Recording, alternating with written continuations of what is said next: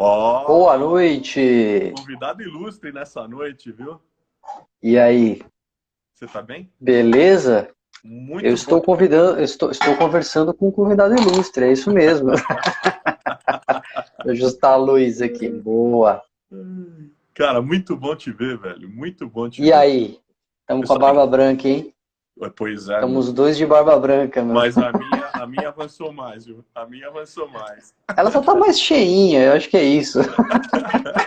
Cara, você não vai acreditar que meu óculos agora é multifocal, né? Então tô meio ceguinho, tá difícil fazer a barba.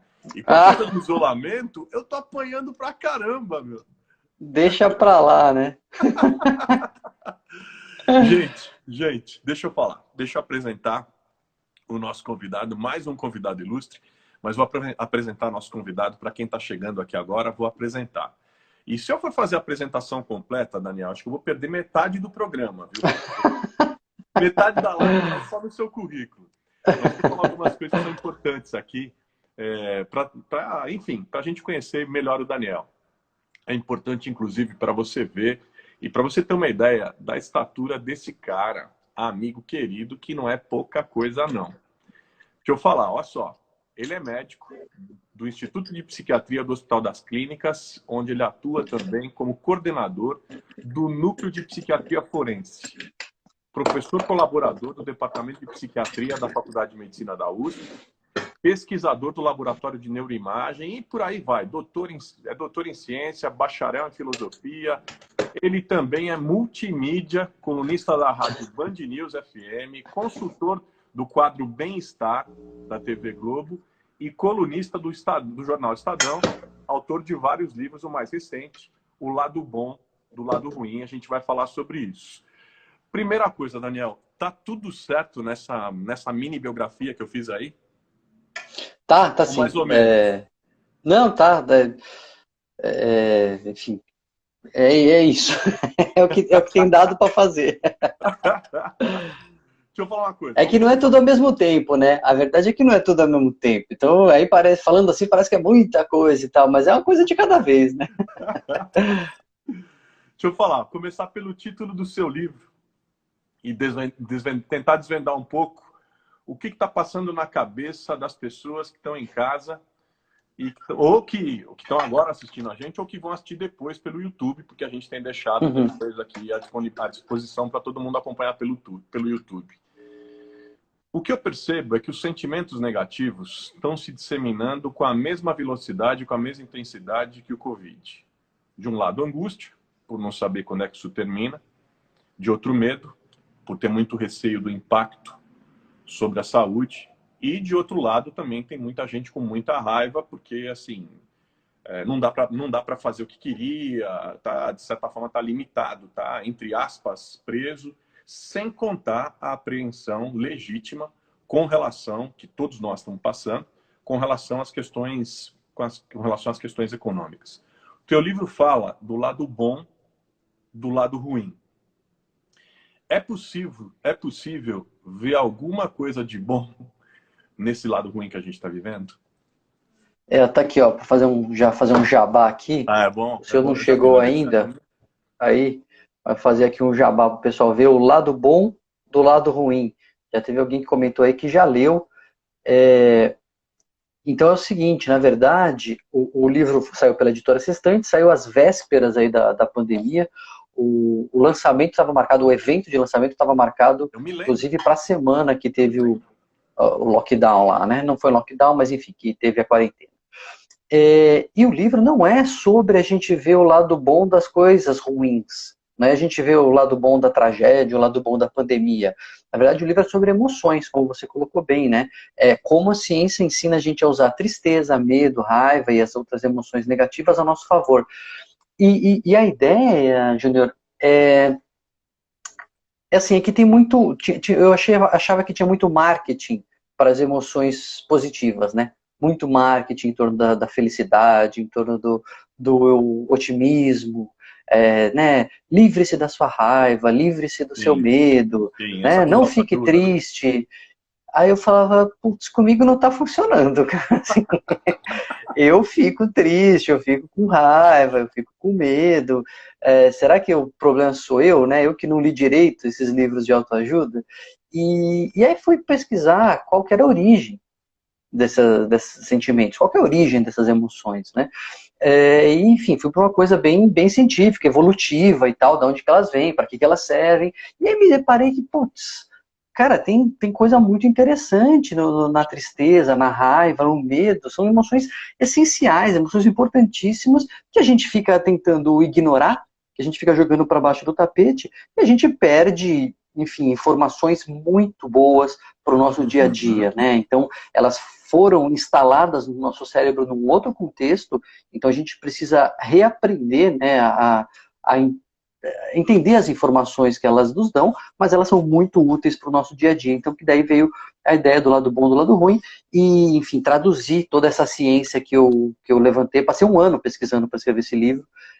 Acho que foi o livro que eu mais pesquisei, assim, especificamente para escrever, e aí a linguagem é bem coloquial, eu conto história da minha vida, história da faculdade de medicina, história da minha infância, tudo para ilustrar e traduzir um pouco essas informações científicas, sem perder o rigor, mas tornando acessível para a galera, né? Então, e acabou que foi um momento muito propício, né? Porque logo na sequência veio a pandemia, e aí eu dei entrevista, assim, assim, nas primeiras 2 semanas da quarentena, eu dei entrevista todo dia para mais de um veículo, porque estava todo mundo querendo falar, e agora, o que a gente faz, né? Claro. Aliás, em 2009, eu me lembro que a gente enfrentou a crise do H1N1.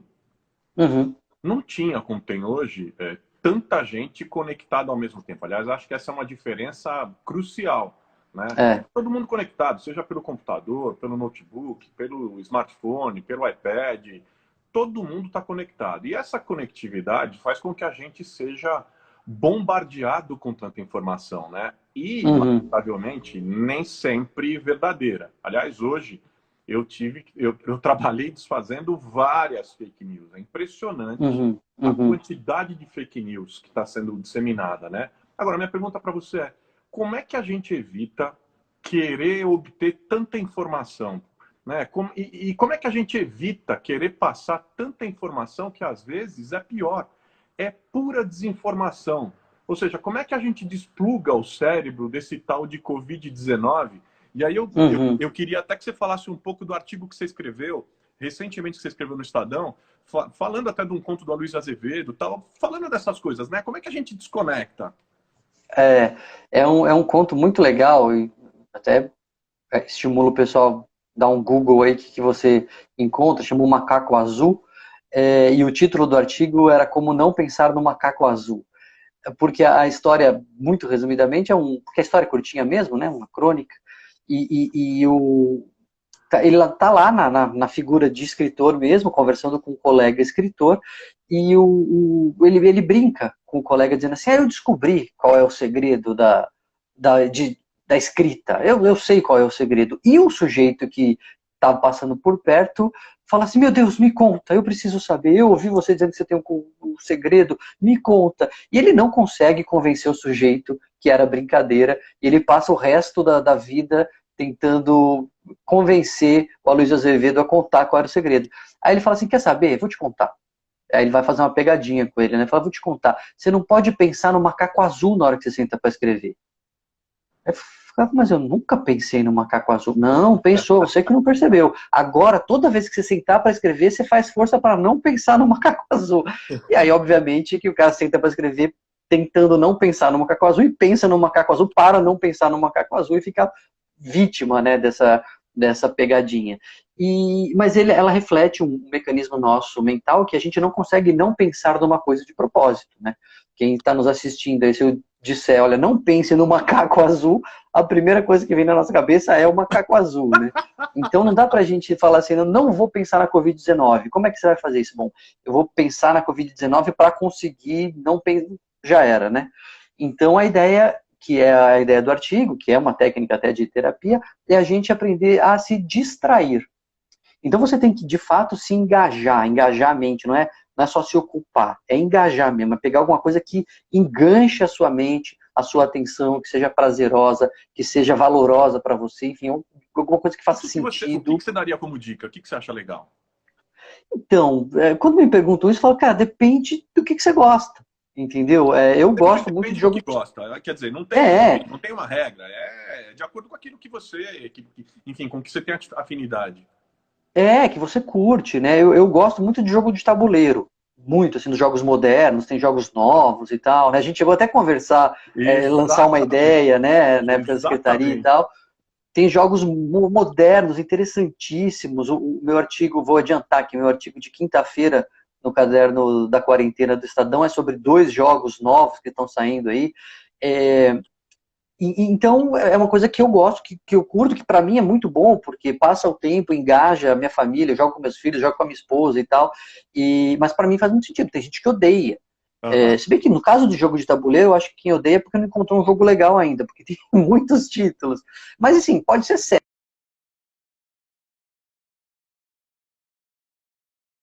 Oi, eu acho que deu uma cortadinha aí, vamos esperar. Picotou?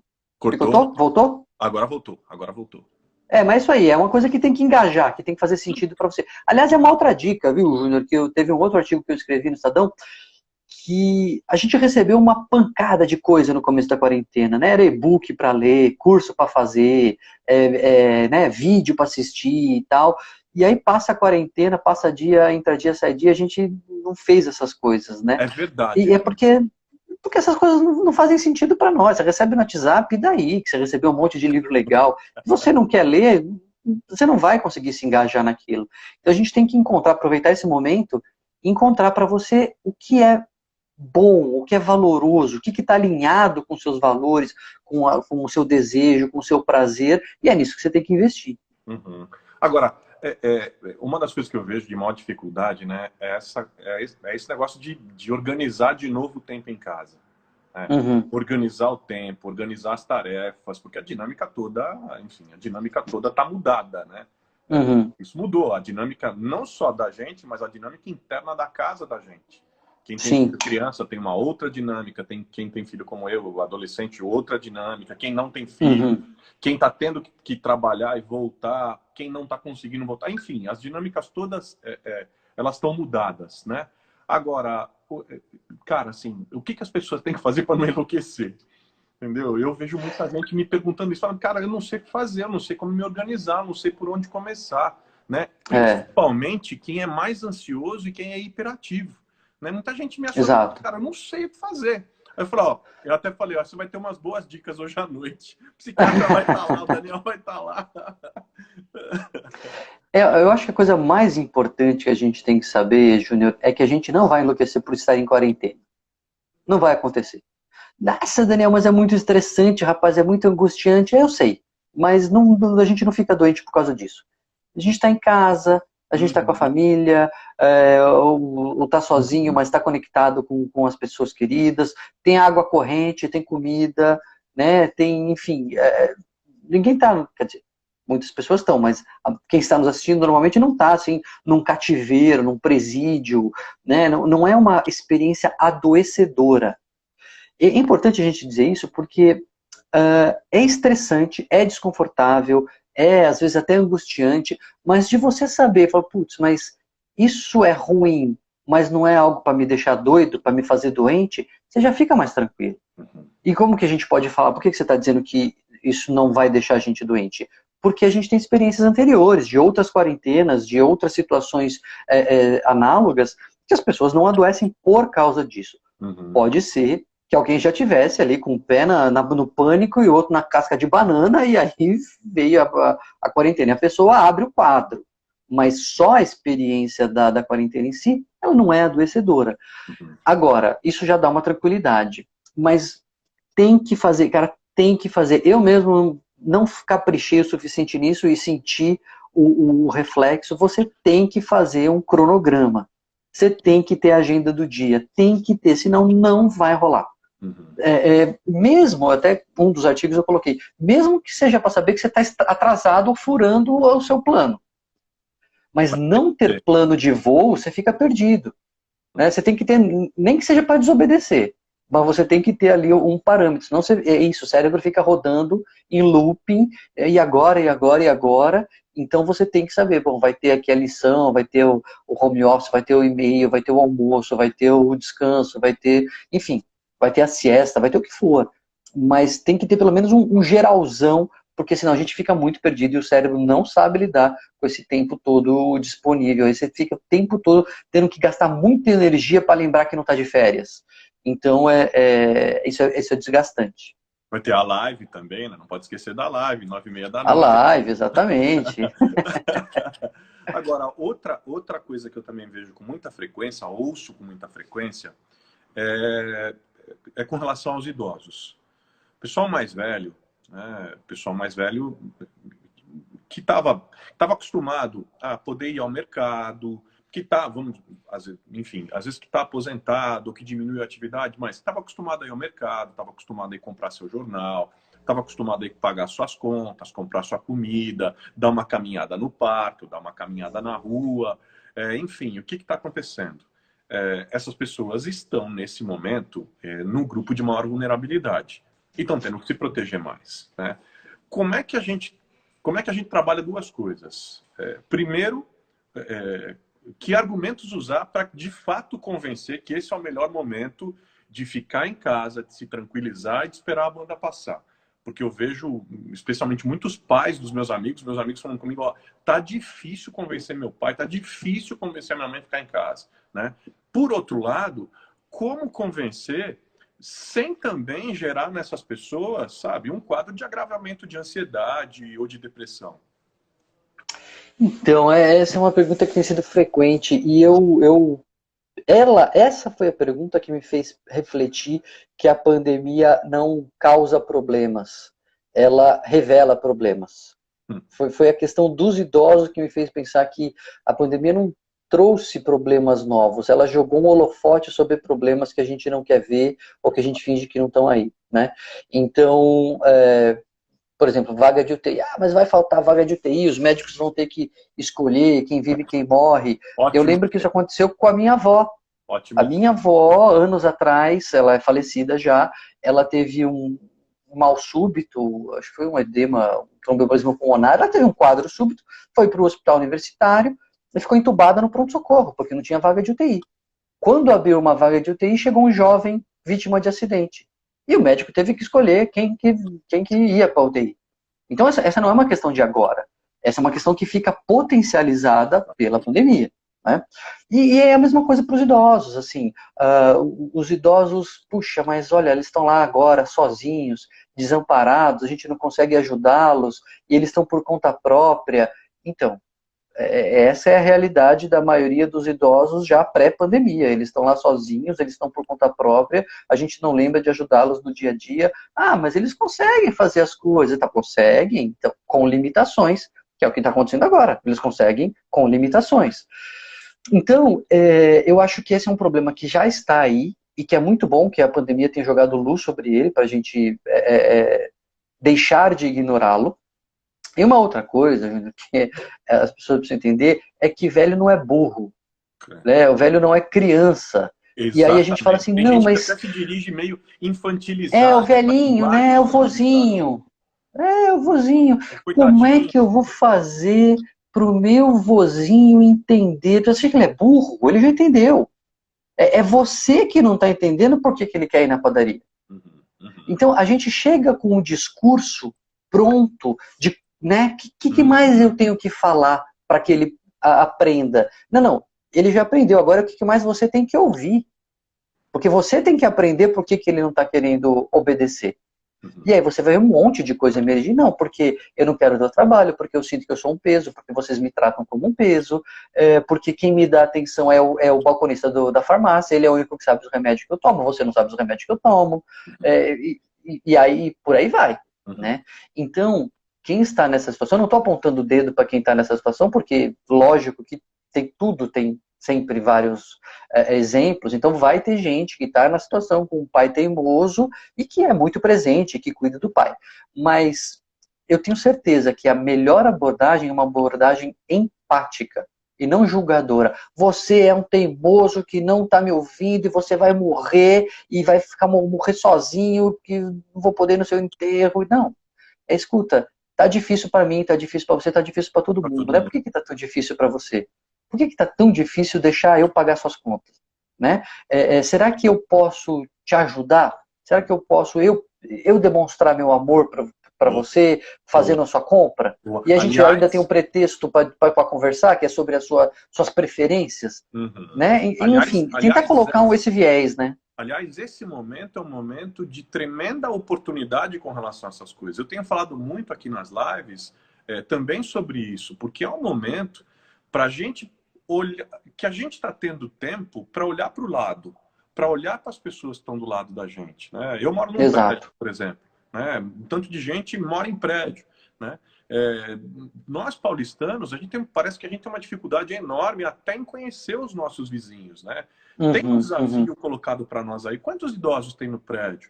Por que a gente não monta um grupo de WhatsApp para saber quem está precisando do quê, que horas, de que jeito? Né? Vai ter idosos que não podem sair à rua. Agora, a gente não pode, naquele horário, ir buscar o remédio que ele precisa, fazer a compra do mês para quem está precisando.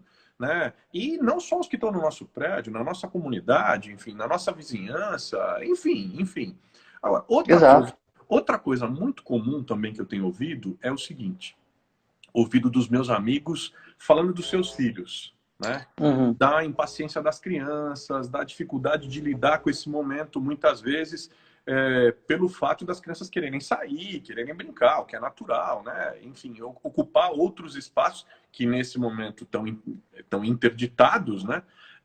Você tem filhos crianças, você tem filhos pequenos, né?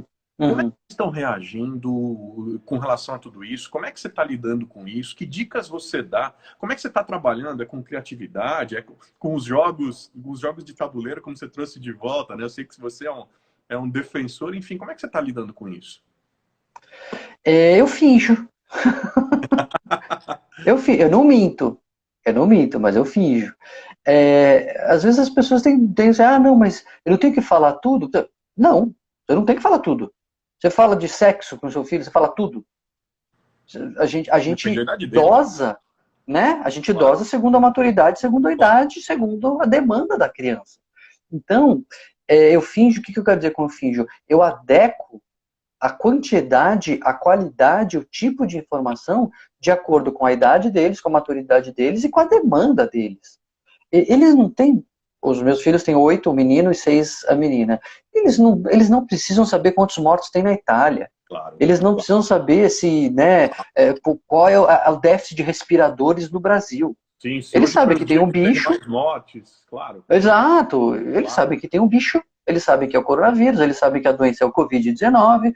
E eles sabem que não pode ir para a escola porque as crianças podem transmitir a doença. E a criança nem fica doente. Eles sabem disso e tá bom. Mas como é que eu falo para o meu filho? Tá bom, o seu filho já sabe. Como é que eu falo para o meu? Né? Você pode estar se perguntando. Aí eu uso a tática, sugiro a tática que a gente deve usar quando a criança vai perguntar de sexo. Você devolve a pergunta, você fala por quê? Claro. O que você já sabe? Claro. O que você ouviu? Claro, eu sempre falo isso em palestra, sempre, lógico. Da onde você tirou, Andrew? Você é ginecologista, né? Claro. Por que você está perguntando isso? O que você já sabe? Porque aí você baliza, né, a informação que você vai dar. E mais, mas as crianças estão ansiosas, as crianças estão inquietas, as crianças estão irritadas. Tem uma frase que é a epígrafe de um livro, citei, né, como epígrafe de um dos meus primeiros livros, de um escritor chamado Jean Jaurès, que ele diz o seguinte: ninguém ensina o que sabe, ninguém ensina o que quer. Só se ensina o que se é. É terrível essa frase, né? Ela é assustadora, ela é uma ameaça, né? Mas as crianças são reflexo de como a gente está. Não tem jeito. Se você está tranquilo, se você sabe que você está se protegendo, se você está seguindo as medidas de segurança e etc., você está preocupado, por isso está em casa, mas você está tranquilo, porque você está se cuidando, você vai passar isso para o seu filho. Se você está desesperado, se você está inquieto, se você está pensando... E tem motivo, hein? Tem motivo para estar preocupado, tem motivo para estar pensando na economia, para estar pensando na saúde, etc. Mas se você está transparecendo isso para o seu filho, não tem jeito. Ele vai ficar irritado, ele vai ficar inquieto, ele nem sabe o que ele está sentindo. né? Então, por isso que a gente tem que fingir nesse sentido, a gente tem que poupar as crianças das preocupações de adultos. Né? A gente ensina o que sabe e transfere o que é, né? Exato, é. Agora, tem duas coisas que me geram uma certa ansiedade, que eu sinto muita falta. Eu sinto muita falta, velho, das celebrações comunitárias, das celebrações da minha comunidade de fé. Eu sinto muita falta disso. De estar lá, de encontrar as pessoas, de abraçar as pessoas, de poder estar junto. Né? E tem uma outra coisa que eu sinto muita falta, que foi, aliás, eu até me senti mais, vamos dizer, mais confortado, porque eu li esses dias, saiu um artigo no New York Times falando sobre pessoas que apesar dessas plataformas de streaming que a gente tem, que são aficionadas por cinema, que gostam daquele ambiente, que gostam até da pipoca, daquela liturgia toda, da escolha do filme, que essas pessoas estão sofrendo muito nesse confinamento. Eu confesso que eu também sou assim, entendeu? Eu sou um cinéfilo. Eu talvez não chegue tanto a sofrer, porque eu gosto de ver filme também no serviço de streaming, né?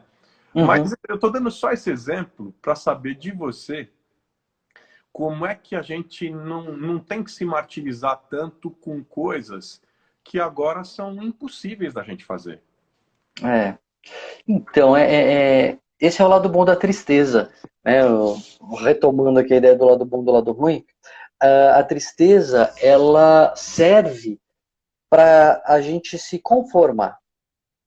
A raiva serve para a gente se inconformar. A raiva é a emoção da indignação, de querer corrigir, de querer ir atrás. A tristeza, ela fala o seguinte, já era, foi, agora não dá. Não dá mais. Então, um dia nós vamos voltar a ir ao cinema, e um dia nós vamos voltar a ir à igreja, tomara Deus mais cedo do que mais tarde, mas a verdade é que agora não dá.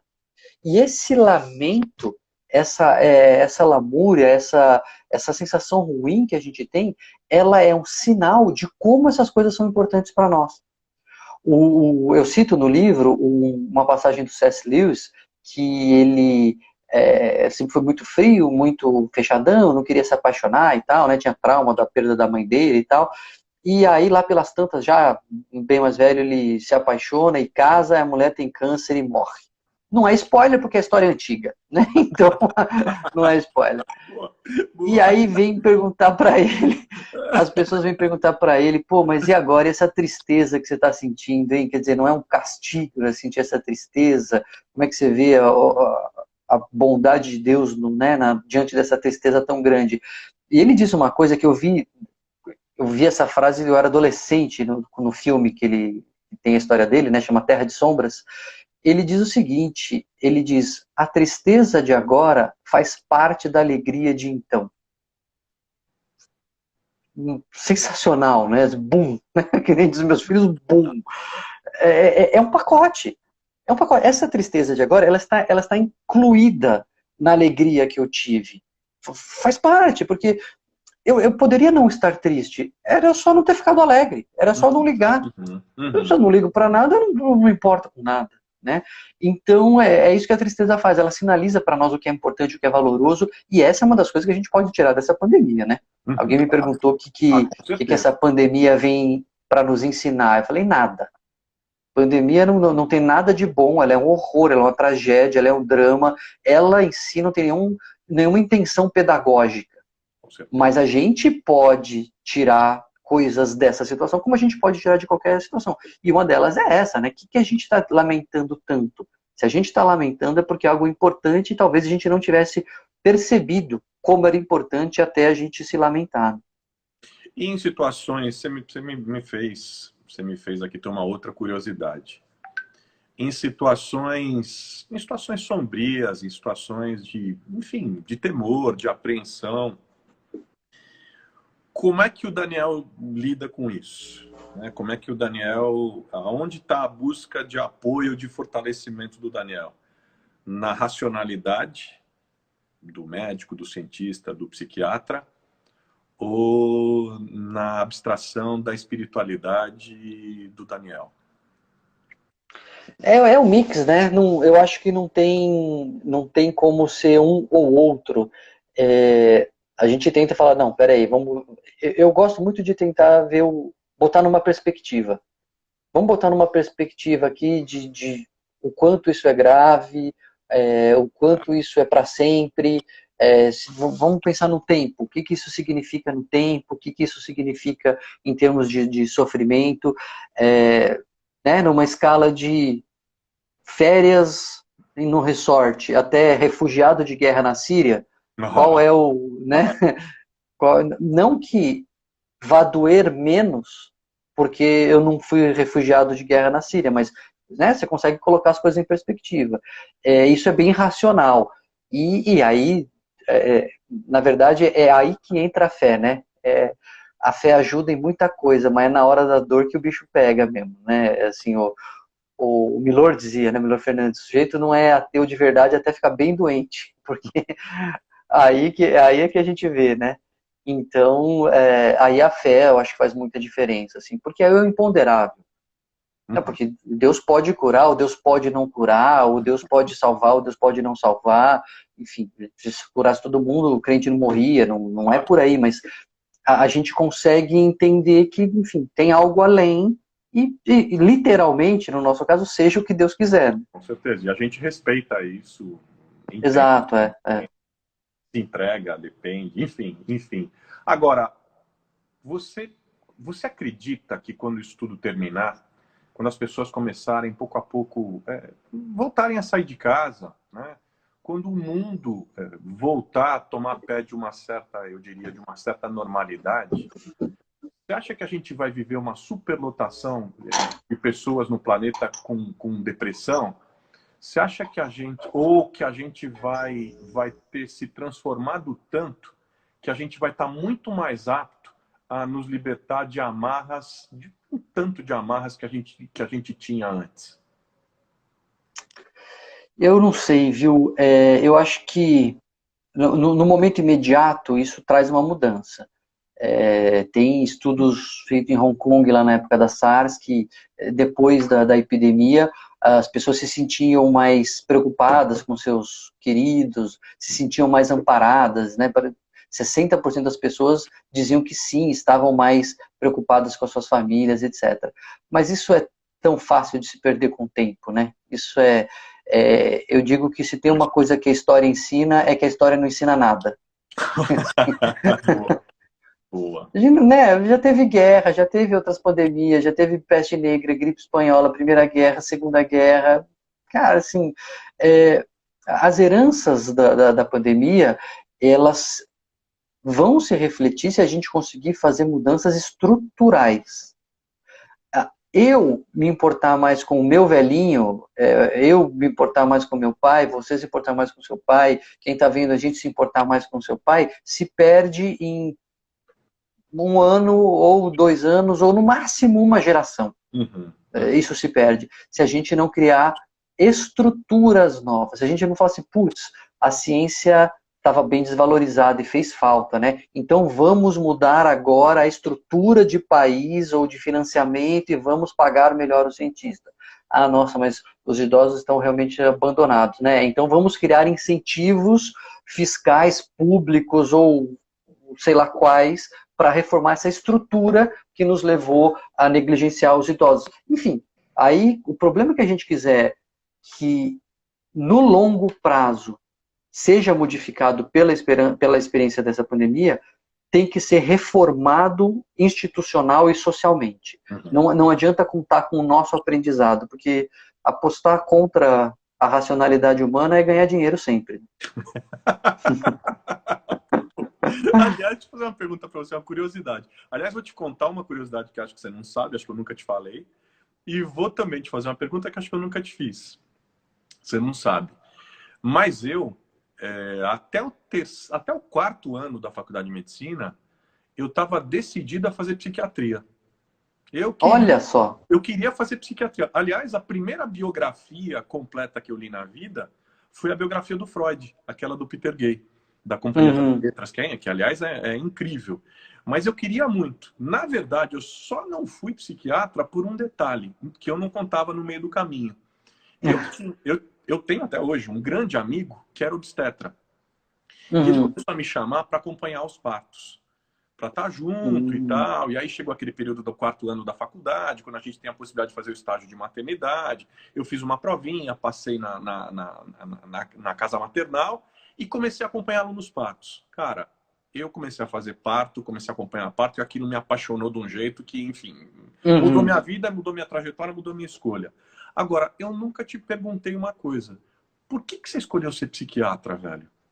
Aliás, a psiquiatria sempre foi vista, aliás, nesse período, inclusive, há não tanto tempo atrás, a psiquiatria sempre foi vista com muito preconceito, inclusive. Sim, sim. Eu comecei minha residência em 2001, né? Então vai fazer 20 anos aí. E 20 anos atrás minha mãe falou, certeza, filho, psiquiatria. Minha esposa, que está nos vendo na live, ela no começo eu não gostava de falar que eu estava namorando um psiquiatra, né? Aliás, eu fazia uma piada. Toda vez que eu ia dar plantão, velho, qualquer lugar que a gente estava, é impressionante, né? O fato da gente ser médico parece que faz com que as pessoas, tudo que vem falar com a gente tem a ver com medicina, né? Então, o cara me via de branco, me via como médico, tal, entrava no elevador, a primeira coisa que a pessoa falou, ainda bem que você está aqui. Falando nisso, eu tô com uma dor aqui, eu tô não sei o quê. Aí a pessoa falava, qual que é a sua especialidade mesmo? Naquela época eu falava assim, sou psiquiatra. Acabava Terminava o ali, assunto, velho. né? É isso Terminava aí. ali. É isso Anestesista, aí. psiquiatra. Mas fala, continua. Mas nas minhas palestras eu digo, né? O pessoal gosta de filar a consulta de dermatologista, né? Ah, você é dermatologista? Dá uma olhada nessa manchinha aqui, vê se, né, se é alguma coisa. Agora você fala que é psiquiatra, as pessoas não vêm filar consulta, as pessoas não mostram os problemas delas em público para o psiquiatra e nem para o ginecologista também. Não mostram os problemas em público. Mas, na verdade, a psiquiatria, eu acho que não tinha como não ser psiquiatra, porque eu, eu queria fazer jornalismo Olha quando eu isso, estava no vestibular. Eu queria fazer o cinema ou o jornalismo. olha isso. Então eu tenho, e virei escritor, e colunista, então eu tenho muito uma coisa da narrativa, da história, Isso é de fato, isso é muito fato. humanas, né? Então, é quase natural, né, eu ir para psiquiatria. Então, eu acho que foi muito por causa disso, assim. E eu não gostava das coisas mais médicas mesmo, assim, sabe? Cirurgia, UTI, Olha só. PS, assim, um negócio que eu não tinha muito apreço. E aí a psiquiatria, enfim, Claro, caiu claro. como uma luva, né? A psiquiatria é incrível, um mundo incrível. Aliás, tá chegando uma pergunta aqui para mim no meu WhatsApp. Uhum. Gente, a gente está adaptando, eu estou aprendendo também. Nós vamos fazer outras dinâmicas aqui. Eu vou criar um número de WhatsApp para durante as lives as pessoas mandarem as perguntas, porque começa a aparecer as perguntas na tela, o pessoal tem uma outra parcela que fica pau da vida, pede para a gente desativar. Não, desativa, porque não consegue enxergar direito. Mas chegou Ah, uma entendi. pergunta aqui, uma pergunta da Mariana, queridíssima. Ela está falando o seguinte, que tem muitos jovens com crise de ansiedade durante esse isolamento. Aula suspensa, angústia do vestibular, saber se vai rolar, se vai ter, não vai ter. Faculdade com curso interrompido temporariamente. A minha filha mesma. A minha filha aprovou num estágio que ela quer fazer, num intercâmbio que ela quer fazer e não sabe se vai rolar, não vai rolar, enfim. O Uhum. que você podia dizer para eles, para quem está vivendo essa situação? Bom, é interessante a gente entender, aí, voltando de novo ao livro, né? O lado bom do lado ruim, para quem chegou agora, né? O lado bom do lado ruim. Livro novo, Boa. recém-lançado. Muito bom, muito bom. Eu quero o meu assinado, Ele, viu? pode deixar. Nele eu procuro entender a origem das emoções e para que elas servem. E o medo é uma emoção que nos coloca no futuro para que a gente consiga, identificando uma ameaça, se preparar para ela. Ou fugir, ou enfrentar, desarmar aquela armadilha, qualquer coisa assim.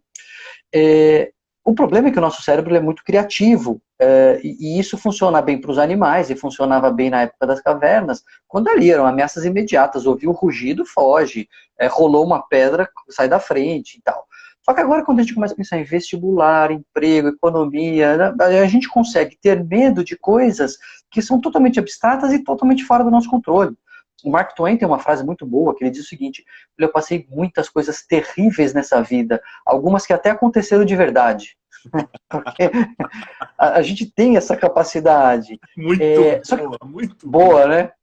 Só que quando você entende que o medo é essa emoção que te prepara para enfrentar uma situação e desarmar aquilo, né, lidar com aquela situação, só que tem situações com as quais você não consegue lidar, então assim, eu não consigo decidir se o estágio vai ou não vai acontecer, eu não consigo decidir se vai ter ou não vestibular, eu não consigo decidir, enfim, eu não tenho controle sobre isso, o medo fica deslocado, ele perde o sentido. Então, é uma das maneiras de você se tranquilizar, você reinterpretar aquela situação como algo que está fora do seu controle e descobrir o que você pode controlar. Não, eu posso controlar se eu estudo ou não estudo. Eu posso controlar o que eu faço até que isso volte. Eu particularmente estou ansioso com as aulas dos meus filhos, estão aí em fase de alfabetização, a mais nova, o outro já pegando as coisas mais sofisticadinhas na escola e tal, mas será que vai fazer falta isso? Cara, eu não consigo mudar o calendário escolar. Eu consigo cuidar do que eles estão vendo agora e prestar atenção com o conteúdo que eles estão recebendo da escola, se eles estão dando conta, se eles estão aprendendo, etc. E como qualquer experiência com filhos, eu costumo dizer que filho dá o mesmo nível, o mesmo tanto de trabalho e alegria. É muito trabalho, é muita alegria. É pouco trabalho, é pouca alegria. É o mesmo nível, né? E essa experiência está comprovando isso, porque está dando um baita trabalho, um trabalho que eu não imaginava, mas está sendo extremamente satisfatório, assim, né? Então é isso. Que é um novo, filho, é na isso. verdade é tudo novo, é um mundo novo que a gente está se adaptando. Você sabe que há uns anos atrás, cara, 15 anos atrás, eu fazia um programa de TV. Né? Fazia um programa de TV, aí depois parei e tal. Isso ainda no meu primeiro mandato como vereador lá atrás. E olha que coisa incrível. Eu nunca pensei em fazer lives, até ensaiei e tal, mas nunca foi uma coisa que vamos voltar. Cara, esse tempo, por exemplo, me empurrou para isso, me fez reinventar meu trabalho, meu jeito de me comunicar com as pessoas, e está sendo incrível. Para mim está sendo um super aprendizado. Aliás, sentar com você aqui está sendo também um super aprendizado. Deixa eu falar para você, o tempo voa. A gente já está quase finalizando a nossa live. Mas mesmo? eu sempre tenho a proposta de mostrar o lado B entre aspas, de quem vem. Fazendo um pinga-fogo, fazendo uma bola. Tá? Então, papum. Eu bato, você defende, devolve. Eu bato, você defende, devolve. E aí, eu pensei em algumas coisas aqui que acho que são legais para a gente falar e conhecer quem é o Daniel. Primeiro com música, vai. Billie Holiday, Ella Fitzgerald ou Sarah Vaughan? Cara, essa é de matar, hein? Eu vou de Sarah Vaughan porque eu não acho que ela é a melhor das três, mas é que eu tenho mais memórias afetivas. Boa. Não tem escolha fácil, tá? Não tem escolha fácil. Miles Davis ou Louis Armstrong? Miles Davis. O Louis é mais importante, mas o Miles para mim, é mais criativo. Café forte, café fraco ou café com leite? Forte. O mais forte possível. Se pudesse ser na veia, melhor. Isso a gente é muito diferente. Não gosto de café, velho. Água com ou sem gás? Com. Sempre. Carne, peixe ou vida de vegano?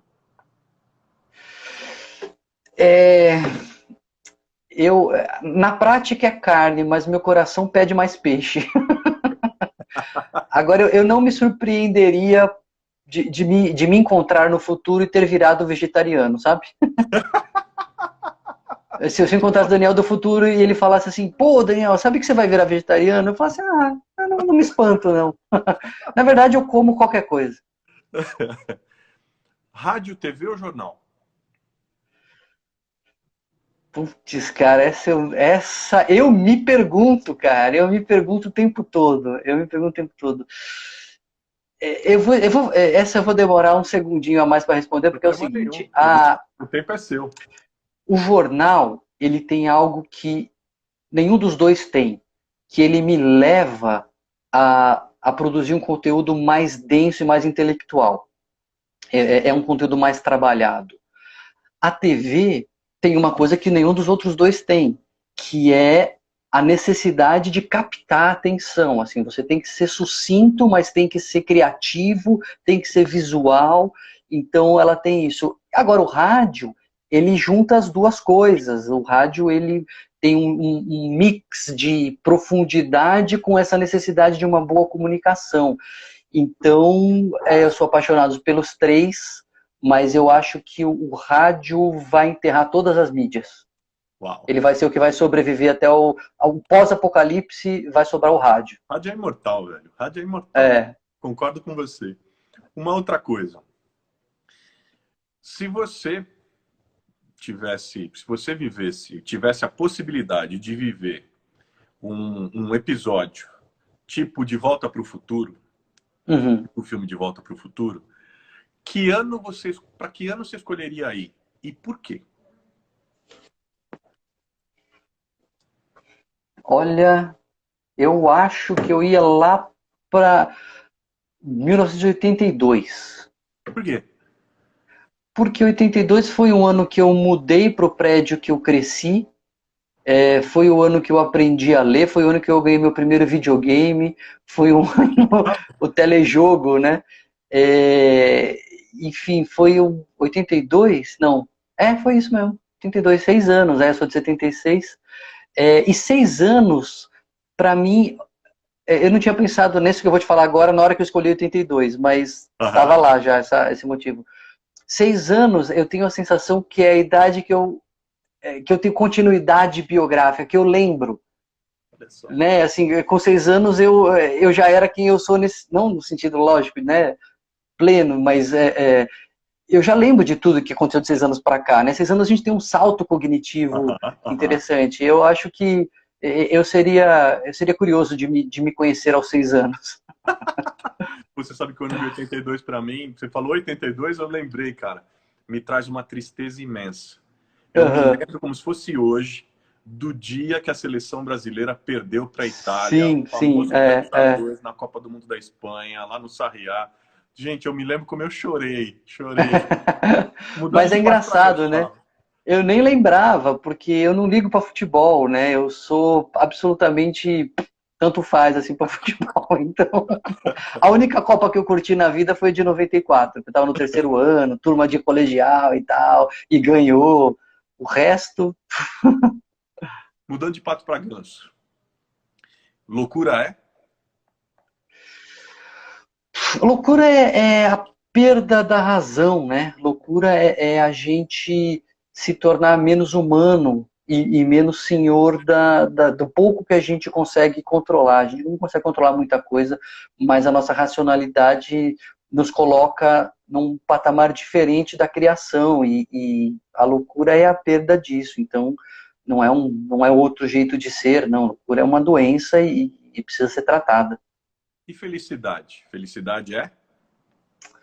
Felicidade é você estar em comunhão, em comunhão com você mesmo, estar em sintonia. Eu gosto do conceito grego do Aristóteles da felicidade, que é eudaimonia, eu de sintonia, e daimon, que é o seu espírito interno, né? Então você descobrir, e é um trabalho grande você descobrir quem você é, quais são seus valores, do que você gosta, e você tentar entrar em sintonia com isso e fazer a sua agenda bater com a sua lista de prioridades. Pô, isso é muita felicidade, né? E o medo? Medo é? Medo é um alarme, né? O medo é um sinal de alerta. Falar assim, que olha, disso aqui eu não quero não. Faz o que for possível para não chegar nisso aqui, porque isso dá medo. Uma pergunta que eu tenho feito para todo mundo que tem vindo. Pandemia. Pandemia é? Pandemia é uma tragédia. Pandemia ela é um drama que a gente está vivendo. Do ponto de vista histórico, é uma gota. Vai estar nas páginas dos livros, mas é uma gota. Assim, por mais mortal que seja, não vai arranhar um número de habitantes do planeta Terra. Então, mas cada vida que vai se perder por causa disso é uma tragédia pessoal. Então, pandemia é um infortúnio. Eu digo que as coisas simplesmente são. As coisas são. O que elas são é a gente que encontra, né? A gente que acha. Então, a pandemia, ela simplesmente é. O que a gente vai fazer dessa pandemia está na nossa mão. E brinquedo Lego? Brinquedo Lego é? Brinquedo Lego é tudo. Eu sabia. Lego é tudo, cara. Lego é sensacional. Lego é uma invenção necessária. É criativo, é bonito, é inteligente, é esteticamente bem pensado. Lego é genial, né? E seu pai geek? Seu pai geek é? O seu pai geek é o maior barato, né? Porque na nossa época, nerd era xingamento, né? Com certeza. E eu fui muito xingado de Com nerd. E hoje certeza. nerd cara, é um status, assim, né? A nossa hora chegou. Então, ser um pai geek junta as duas coisas que eu gosto muito, que é ser pai e ser geek. A ponte autossustentada do Da Vinci. A ponte autossustentada do Da Vinci é? Pô, é emocionante essa pergunta. Porque a ponte autossustentada é um projeto, né, do Da Vinci que eu vi em algum lugar da minha vida, não lembro onde, num museu, enfim. E achei aquilo fantástico, e aí depois, muitos anos depois, como um projeto de férias, fiz com os meus filhos, e fui na Teodoro Sampaio comprar madeira, e fizemos um projeto, desenhamos e tal. E aí construímos uma ponte do Da Vinci, tivemos foto, filme. Então, ela junta muita coisa, ela junta o que eu acredito que é a paternidade, que é envolvimento, ela junta a admiração pelo engenho humano, né, pela engenhosidade humana, e ela junta essas coisas todas. Então, e junta férias, né? Ser pai e também ser psiquiatra. O que é isso? Com grandes poderes vem grandes responsabilidades. Muito bom! Muito bom! Cara, eu tenho medo, cara. A gente fica com medo. Ui, caiu até o celular aqui. A gente fica com medo do que a gente está fazendo, né? Putz, será que eu estou fazendo certo? Todo pai tem esse medo, toda mãe tem esse medo. Mas eu acho que fica um pouco mais preocupado com o que eu estou passando, né? Como é que eu estou modelando esses comportamentos, na onde que isso vai dar, e cada tropeção que você dá, fala, caraca, será que deixou uma marca isso aí? Então, esse é o medo, esse é o medo. Se tem um medo, é esse. Nós temos 3 minutos. Um filme. Um filme é pesado, hein? Eu vou falar a Lista de Schindler porque é aquele filme que você viu na adolescência e te marcou. Aham. Não é o melhor filme cinematograficamente, não é, mas putz, é o filme que eu chorei de soluçar no cinema. A mulher da frente levantou e olhou para trás para saber se estava tudo bem, assim. Legal. Então, é esse. Uma série. A série é Breaking Bad, né? Breaking Bad é a Capela Sistina moderna. Certeza, É certeza. perfeita, não tem. É tudo de bom. As outras, assim, então, as melhores estão abaixo, não tem. O ápice. Se sua avó materna, Dona Adélia, se ela tivesse viva hoje, o que você ia dizer para ela? Eu ia dizer, oi, vó, tô aqui. Mas eu acho que eu falei pouco, estive pouco com ela e por questões comezinhas que não deviam ter interferido. Então eu diria, tô aqui mais vezes. Tenho tentado corrigir isso com meus pais, né?